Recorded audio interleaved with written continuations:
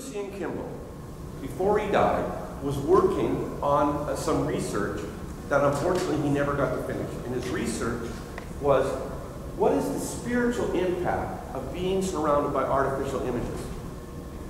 He did a personal experiment one night. He watched television, which he seldom did, and he counted the number of scenes that were unaltered reality. Okay? That they were actually, what you were seeing was really what is there. And he said all evening, there was 5. That was it. Even scenes of nature had been altered in some way. And he would say things like, the moon was in a part of the sky it should never have been in, or it was too large, or you would have seen this, or there should have been this happening, or whatever.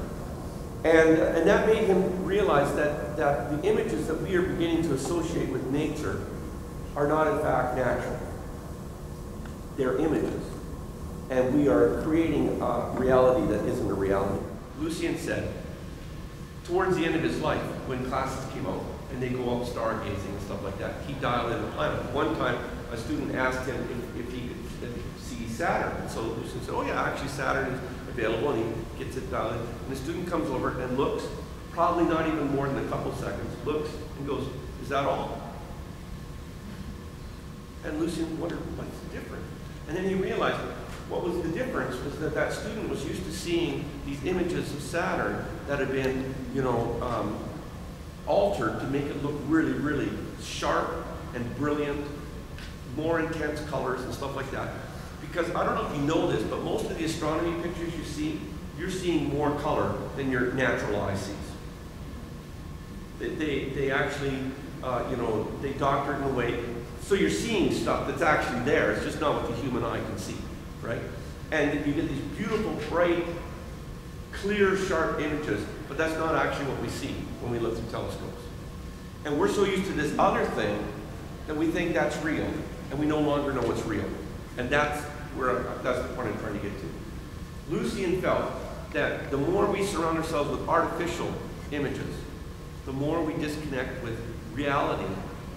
And because we disconnect with reality, he said, it's a spiritual problem. It impacts our spirit. Because we no longer know what is actually real. And instead we live in this imagined world where we are the masters. We can control the images. And in fact, the whole gaming world is around that. You are sort of the master of your world.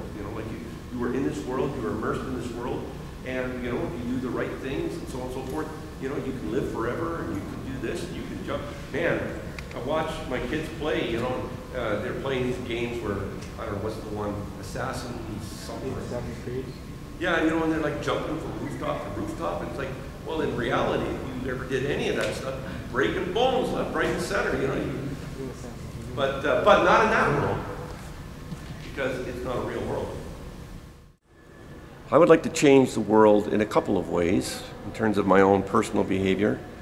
I'd like to start by reducing what I consume, because I consume too much. And I'm a sucker for getting the newest and latest. And I realize I've just got a house full of the newest and latest, and it's now causing problems for storage. Recycling is good, but I got to reduce. So that's what I'm trying to work on. The other thing I want to do is be an encourager of other people, especially people who are making choices that are good for their neighborhoods, for the wider network of the world, and